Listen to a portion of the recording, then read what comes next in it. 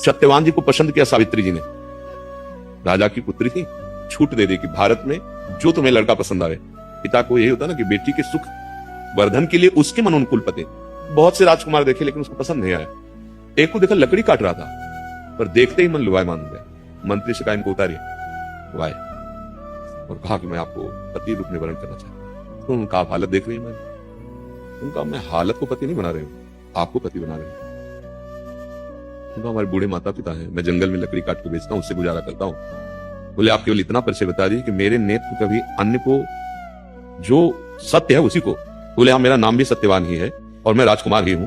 मेरे माता पिता वृद्ध हैं, उनकी आंखें नहीं है, और मैं उस समय बालक था तो जबरदस्ती अन्य राजाओं ने राज्य छीन लिया। अब प्राण बचाकर हम जंगल में रहे। बोले अब मुझे विश्वास होगा, और अपने पिता के पास गई। तो जब वो गई तो वहां नारद जी विराजमान थे। नारद जी त्रिकालज्ञ महापुरुष हैं। पिता ने कहा पुत्री वर का वर्ण कर लिया, उनका बहुत मनोनुकूल।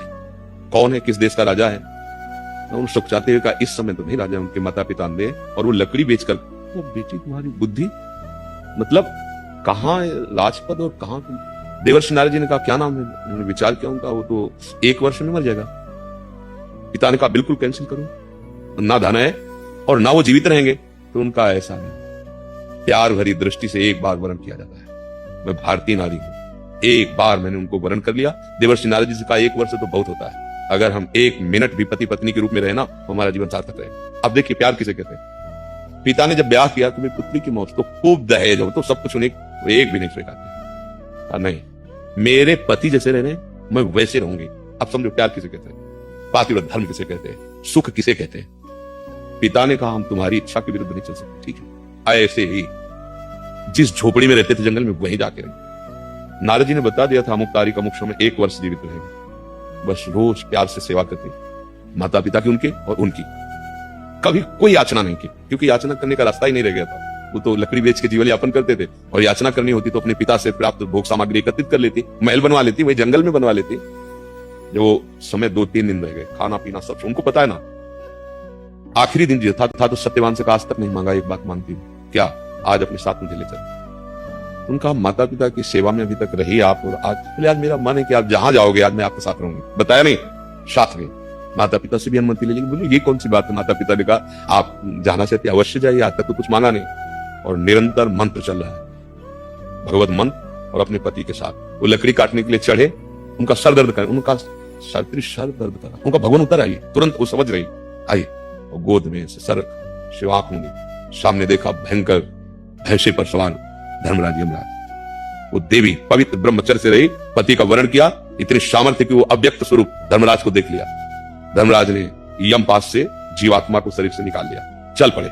उसने मन में निश्चय किया, मन वचन कर्म से मैं अपने पति के सिवा आज तक किसी को गलत दृष्टि से नहीं देखा, तो मेरे में सामर्थ्य हो जहां ये जामे इनके पीछे चलो। आकाश मार्ग में चलने लगे। ये भगवान श्री कृष्ण द्वैपायन व्यास देव जी द्वारा रचित महाभारत में चरित्र है।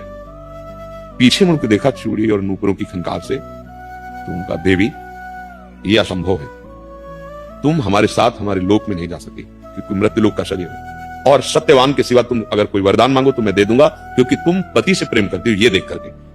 तो उनका हमारे सास ससुर का राज्य जो छिन गया है वो उनको प्राप्त हो जाए, उनके नेत्र प्राप्त हो जाए। तथास्तु ऐसा ही। फिर चले, फिर पीछे देखा है। उनका बेटी तुमसे कहा, फिर भी मैं प्रसन्न हूं, एक वरदान और मांग लो। तो उनका मैं अपने पिता की अकेली पुत्री हूं, उनके पुत्र हो जाए। तथास्तु। देखो दोनों कुल पावन कर देती है पतिव्रता।